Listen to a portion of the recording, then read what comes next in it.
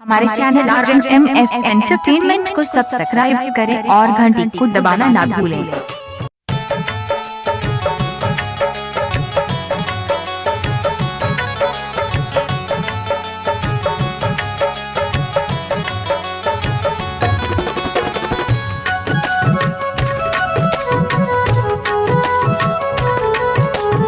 Music by Stephen.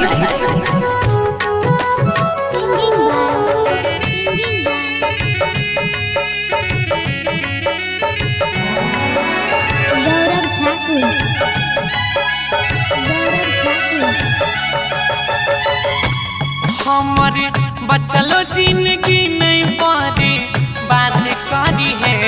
हमारे बचलो जिंदगी नहीं पारे बात करी है। तोरा दै छियौ गे क्रिया अब नहीं याद करी है। तोरा दै छियौ गे क्रिया अब नहीं याद करी है। गे अपना सैया जी के घर अबिया बात करी है। अपना बलमा के घर बात करी है। तोरा दै छियौ के क्रिया अब नहीं याद करी है। तोरा दै छियौ के क्रिया अब नहीं याद करी है।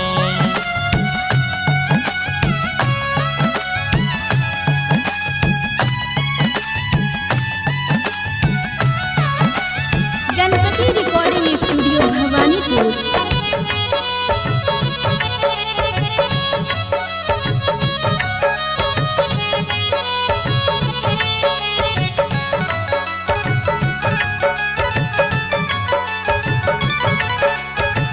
खेल छही किए बोले हमर जज्बात से बढ़ जैते दर्द फेरो तोहर मुलाकात से।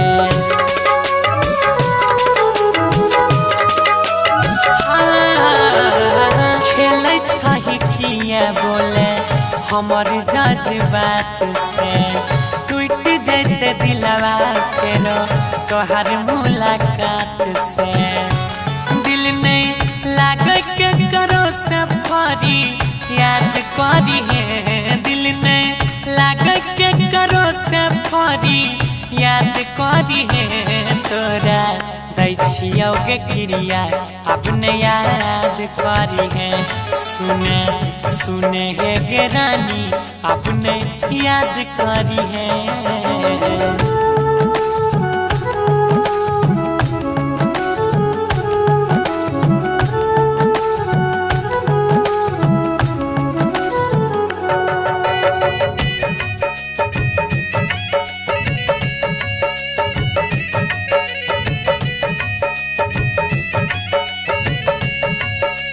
Ganpati recording studio Bhawanipur.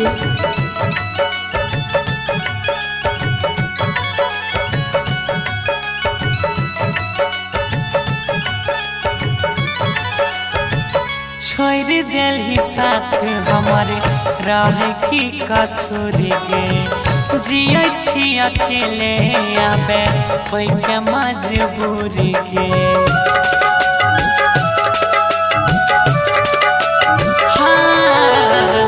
छोड़ दिल साथ हमारे रहे की कसूर गे।